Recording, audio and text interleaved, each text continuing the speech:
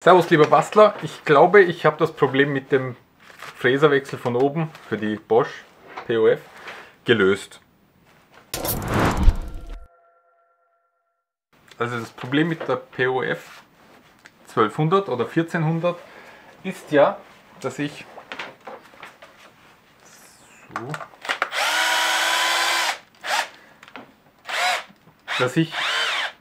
den Fräser nicht bis... So, das ist das meiste, was geht. Den Fräser, die Spannzange hier, bekomme ich nicht höher gestellt oder tiefer, je nachdem wie man es sieht, weil der Fräserhub nicht ausreicht dafür. Bei einem Frästisch ist das dann eben kontraproduktiv, weil ich dann typischerweise, also das ist ja so gedacht, dass man das hochzieht, so, und dann von oben oder von unten, wenn es eingelegt ist, den Fräser wechsle. Bei einem Frästisch will man ja nicht unter den Tisch die ganze Zeit kriechen. Für einen Frästisch ist das dann nicht so geeignet. Da gibt es dann zwei Lösungen. Die eine ist sehr einfach, da muss man gar nichts umbauen. So. Das wäre dann, wenn man so eine Spannzangenverlängerung da einfach einzwingt. Das heißt, man spannt die Verlängerung, das gibt es auf Amazon auch. Ich verlinke euch die eine, die von Trend, die ist aber eben sehr kostspiel, also 65 € kostet die Verlängerung und die Oberfräse kostet, ich glaube, um die 100.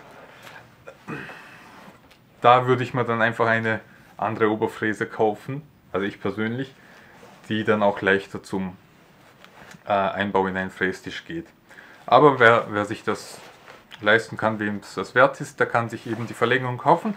Dann wird man die Verlängerung einfach hier in dieser Spannzange einspannen. Und dann hätte man, ich glaube, um die 60 mm erweitert. Und dann wäre die neue Spannzange eben hier ungefähr. Also wäre über dem Tisch. Und dann könnte man eben einfach an der zweiten Spannzange die Fräser einfach immer wechseln. Und die unten wäre immer eingespannt. Dann müsste man auch nicht mehr arretieren. Das wäre kein Problem. Die zweite Möglichkeit, die ich jetzt ausprobieren werde, ist, dass ich habe auch schon angefangen, wie man sieht, hier die Ränder sind weg. Da ist ja die Arretierung von der Kopierhülse normalerweise ist hier drin. Das habe ich abgemacht, das geht auch ganz easy. Da ist ja diese Arretierung eben und das ist der Zapfen, ist oben.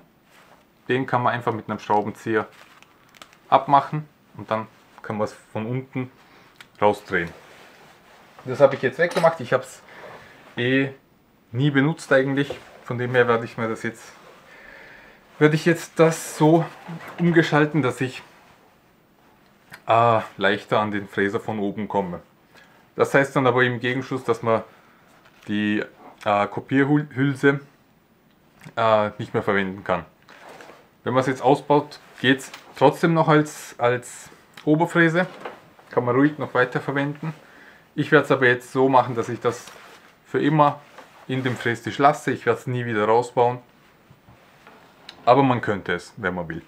Gut, ich habe eben mit der Stichsäge, mit so einem Stichsägeblatt für Stahl, ja, habe ich mich da jetzt mal rangetraut. Da war ja eine kleine Öffnung, habe ich mal versucht zu sägen. Ich fokussiere noch. Die Teile hier, das ging ja um den ganzen Kreis. Eine kleine Öffnung war da und da habe ich mal versucht mit der Stichsäge reinzusägen, ob das sägbar ist. Und das ging locker. Also das war eigentlich kaum eine Arbeit. Und das werde ich jetzt machen. Ich werde die restlichen Teile hier, das hier und das da oben, werde ich jetzt mit der Stichsäge einsägen.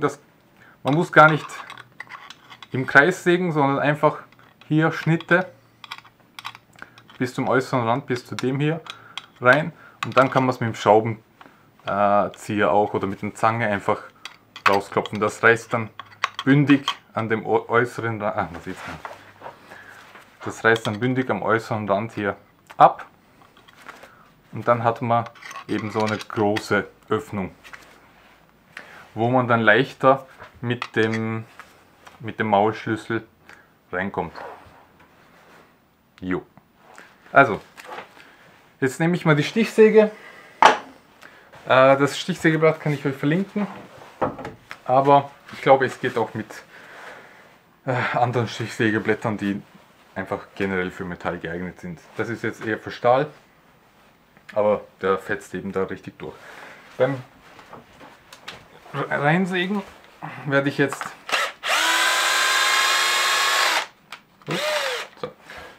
die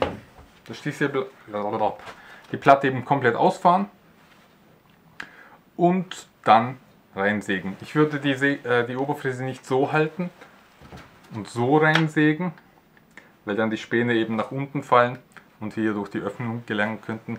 Ich habe seitlich gehalten, einfach so seitlich auf den Tisch an die Kante angelegt und dann reingesägt. Wie gesagt, es geht eh locker, man muss gar nicht viel Kraft aufwenden, von daher geht's. So. Jetzt fahre ich das komplett raus, dass ich nicht mit dem Stichsägeblatt an die Überwurfmutter hier komme. Und jetzt säge ich eben rein. Also ich trage jetzt ein bisschen Schneidöl auf das Sägeblatt und dann halte ich die Oberfräse fest und säge eben hier, wie gesagt, von hier, von dem inneren Durchmesser, Radius, an die äußere Kante. Und da stoppe ich und dann mache ich hier eben viele Segmente rein, die ich dann einfach raus ziehen kann, abbrechen kann. Das Stichsägeblatt ist ohne Hub, niedrigste Geschwindigkeit und ja, geht schon.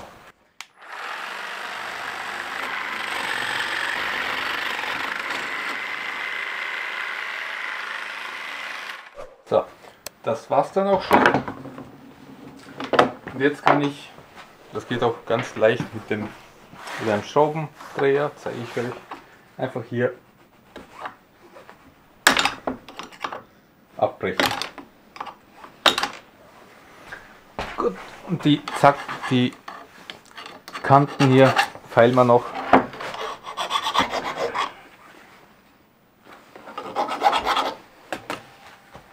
Gut, jetzt säubern wir das schön und dann geht es zum nächsten Schritt über.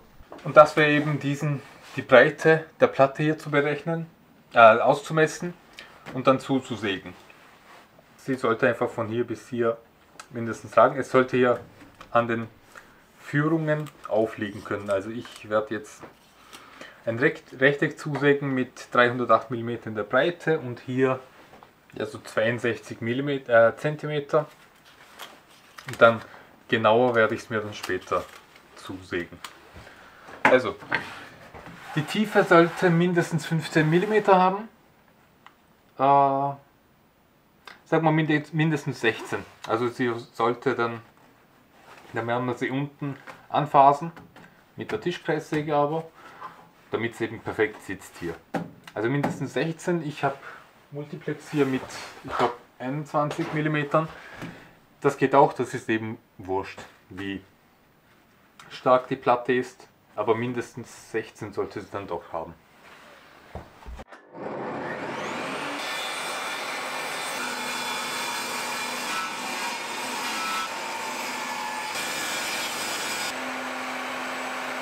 Jetzt habe ich die Länge auch gekürzt, so dass es eben nur vielleicht 1 cm hinausragt. Und jetzt lege ich das mal ein, so auf den Rändern der Führungsschiene hier, lege es ein, schiebe die Verlängerung hier nochmal zurück und lasse es ein. Und jetzt liegt sie eigentlich eh schon fest, aber um das noch sicherer, formschlüssiger zu machen, werde ich unten, genauer gesagt hier, genau an der Stelle, so dass es eben von innen an diese Führungsschiene hineinpasst. Da werde ich daneben so eine kleine Falz machen, genau hier, und die Höhe, die die Falz hat, wäre genau der Überstand hier, den wir haben.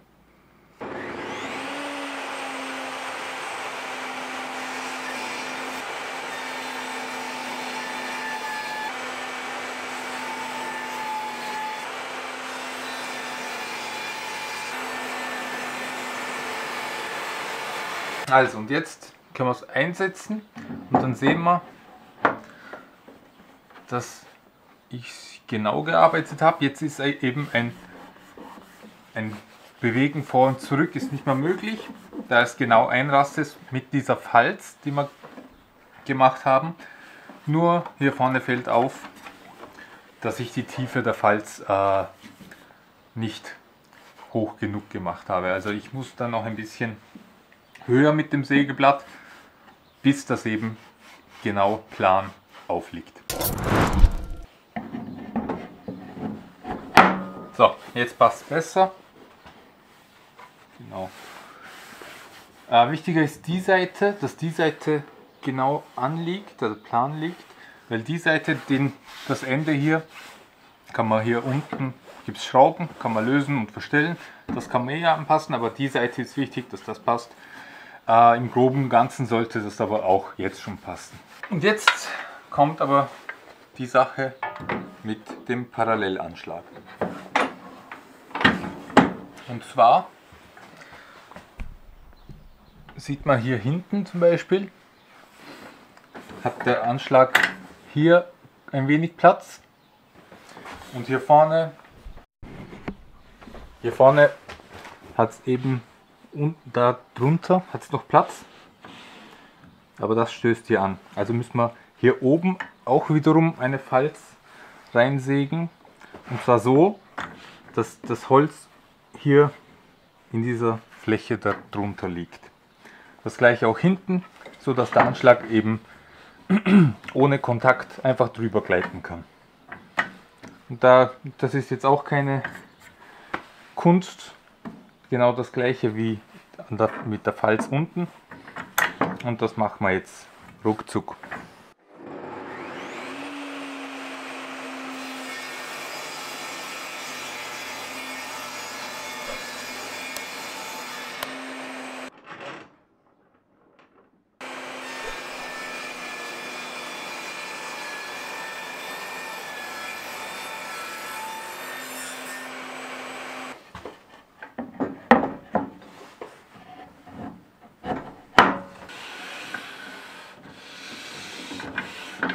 Passt.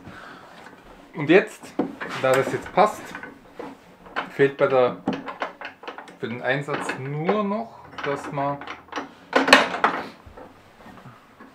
hier unten,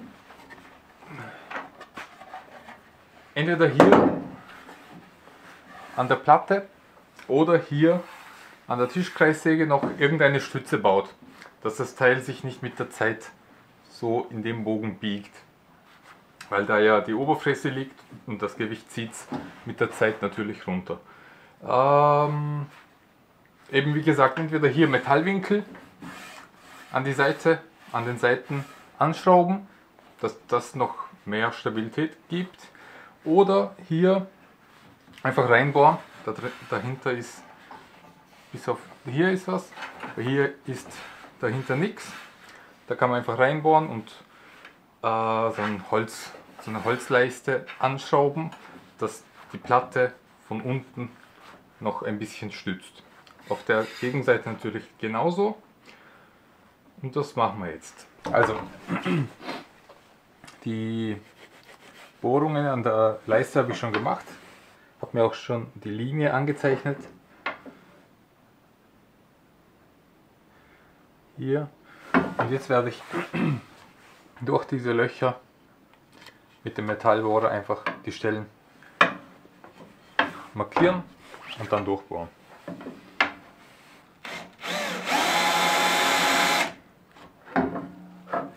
So, die Stelle habe ich. Baue ich jetzt durch.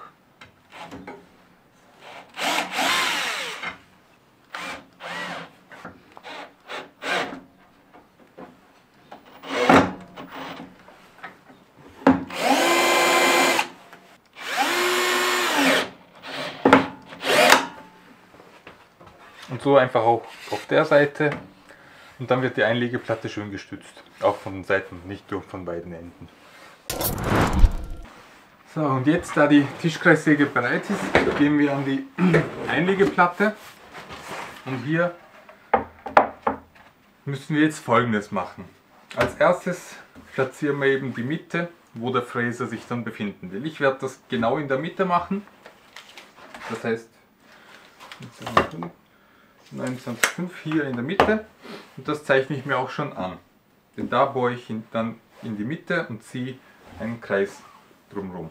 Die Kreisscheibe, die wir da jetzt eben hineinbohren oder fräsen, die hat einen Durchmesser von 93 mm. Das eignet sich perfekt, sodass wir dann auch die Höhenverstellung nicht behindern. Und die Scheibe wird dann die Größe auch der Fräsringe, die wir dazu noch machen. Wenn du einen Kreisschneider hast, dann kannst du das ganz gemütlich an der Bohrmaschine erledigen. Kannst du ganz genau einstellen und schneiden. Ich werde das mit der Oberfräse machen, aber die mitgelieferte Kreisführung, die ist nicht für so kleine Kreise geeignet. Aber da kann man auch schnell was basteln. Dann kann man auch kleine Kreise für unsere Zwecke hier fräsen. Und zwar werde ich das damit hier machen. Einige haben es vielleicht schon gesehen, das ist die Vorrichtung zum Planfräsen. Also damit ich Bretter, unebene Bretter plan fräsen kann. Klingt komplizierter als es ist. Es ist einfach nur eine Platte, eine ebene Platte mit einer Handführung hier angeschraubt, ganz easy. Und die Oberfräse ist hier durch 2 Schrauben montiert. Und so lege ich mir das an und führe das eben auf der Platte. Damit wir jetzt aber hier kleine Kreise fräsen können, widmen wir uns der Unterseite. Das Video dazu verlinke ich dir hier, kannst du dir anschauen. Ist ganz leicht gemacht, ein paar Minuten dauert das nur. Und dann hast du das auch und kannst damit fräsen. Sobald du das nachgebaut hast, widmen wir uns jetzt der Unterseite. Und das sieht folgendermaßen aus. Du hast jetzt nur diese 2 Schrauben hier. Die 2 Löcher habe ich zur Probe mal Angebot gehabt. Die hast du noch nicht. Die ist eh falsch, die wäre richtig. Und jetzt machen wir Folgendes. Du steckst einen Bohrer ein, den du verwenden wirst. Am besten ein Bohrer, sage ich, Fräser ein, den du verwenden wirst. Am besten einen mit einer Grundschneide, sodass du auch eintauchen kannst. Falls du keinen Bohrer, Fräser mit einer Grundschneide hast, eine Grundschneide heißt, dass die Schneide hier des Fräsers bis zur Mitte geht, dass du eben auch eintauchen kannst. Wirst du eh gleich bei deinem Fräser sehen, wenn du mal hinsiehst. Falls du keinen Fräser mit einer Grundschneide hast, dann bohrst du dir einfach eine kleine Bohrung, also mit dem Bohrer, mit dem Schrauber, bohrst du dir rein und dann kannst du den Fräser dort eintauchen und einfach von der Seite fräsen. Das geht auch. Jedenfalls steckst du ihn ein und verstellst die Höhe, sodass der Fräser über die Platte ragt. Und jetzt stellst du dir nicht 93, so wie ich hier gemacht habe, das ist falsch, wir stellen den Radius ein. Das wären dann bei 93 mm wären das 96,5. Und dann legst du das an die Außenkante des Fräsers und kratzt hier zum Beispiel eben an der Oberfläche. Und dann weißt du, dass du an dieser Stelle die Bohrung für einen Stift platzieren musst. Ob das jetzt genau, das muss gar nicht genau auf dieser Linie liegen. Es kann auch, ich könnte es jetzt auch hier machen. Das ist egal. Dann habe ich eben hier die Bohrung gemacht. Wozu ist der jetzt da? Ja, eigentlich recht simpel. Ich werde hier ein Dübel, also ich werde einen Dübel verwenden, du kannst auch einen Stift verwenden, einen Messingstift oder was auch immer, was du da hast. Es ist ganz egal. Das stecke ich jetzt hier rein und an der Platte werde ich genau am Mittelpunkt des Kreises auch eine 8 mm Bohrung bohren und den Dübel dort auch reinstecken. Dann habe ich hier genau den Mittelpunkt, um das sich der Fräser dann dreht. Und dann habe ich einen Kreis mit 93 mm, falls ich genau gemessen und richtig, also genau gebohrt habe. So, und die Stelle markiere ich mir jetzt. Eine 8 mm Bohrung.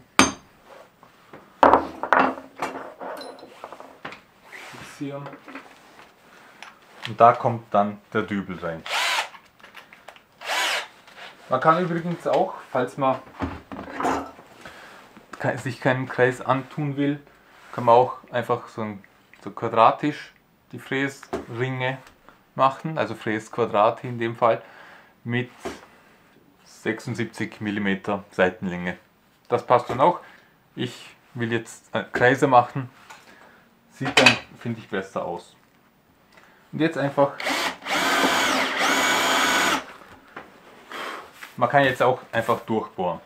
Ob die Platte jetzt hinten Ausrisse bekommt wegen der Bohrung, ist wurscht, weil wir werden eh nicht die komplette Stärke der Platte verwenden, sondern hier etwa bis auf 8 mm hineinfräsen, sodass die Oberfräse weniger Weg, also weniger Hub haben muss. Also 8 mm werden wir dann noch lassen. Das hat also 13 mm werde ich hier reinfräsen. Das heißt, auf der anderen Seite für die Bohrung, in die Bohrung habe ich den Dübel reingesteckt und in der Vorrichtung ist sie auch drin. Das heißt, jetzt bewegt sich die Vorrichtung um die Bohrung, die wir platziert haben. Jetzt werde ich die Höhe des Fräsers so weit runterdrehen, bis es an der Oberfläche kratzt. Und da stelle ich mir jetzt eben mit Hilfe dieses Stiftes, stelle ich mir hier das bei 0 mm ein. Und jetzt werde ich den Stift so weit rausziehen, wie ich eben tief fräsen will. So tief, wie ich fräsen will.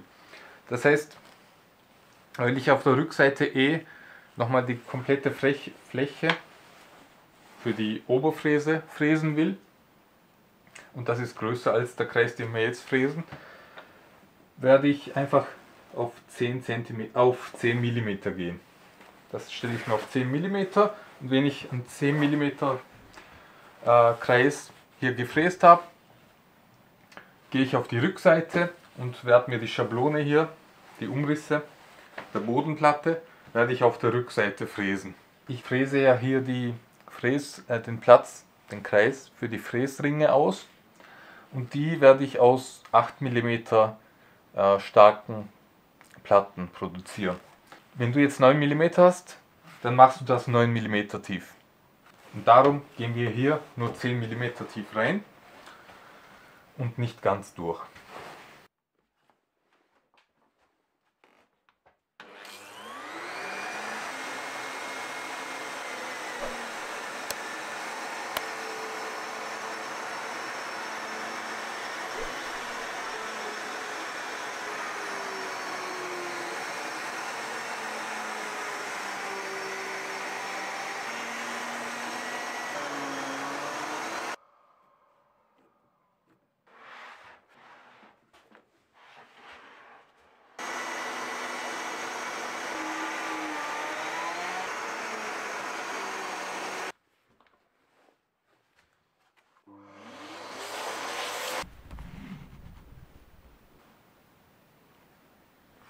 ,8,5.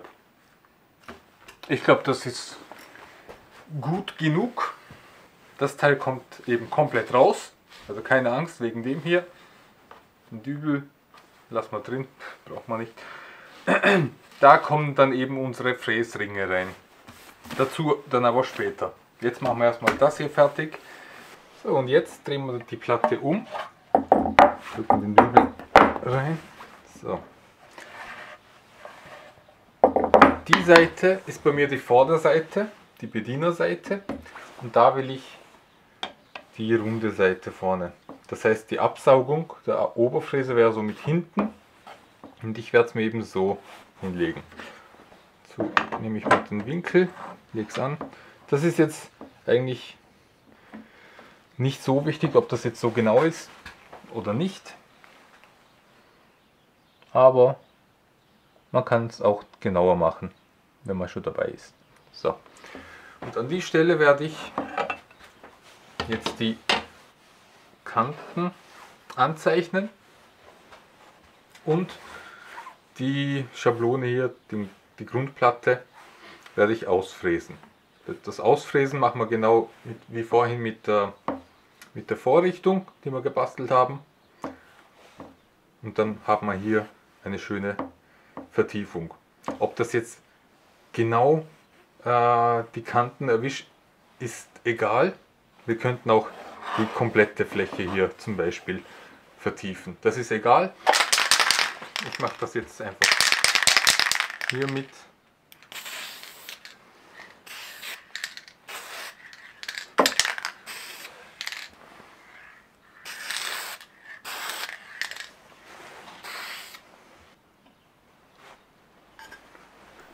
Hier stelle ich mir 11 mm ein. Die letzten Millimeter werde ich nochmal nachmessen, kontrollieren und dann immer ein wenig, bis ich dann die 8 mm Stärke habe.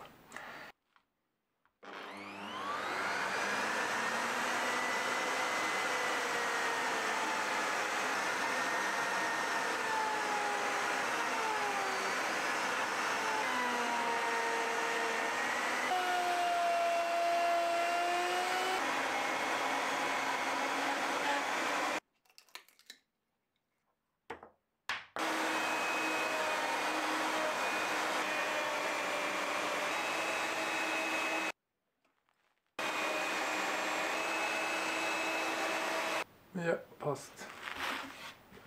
Passt gut.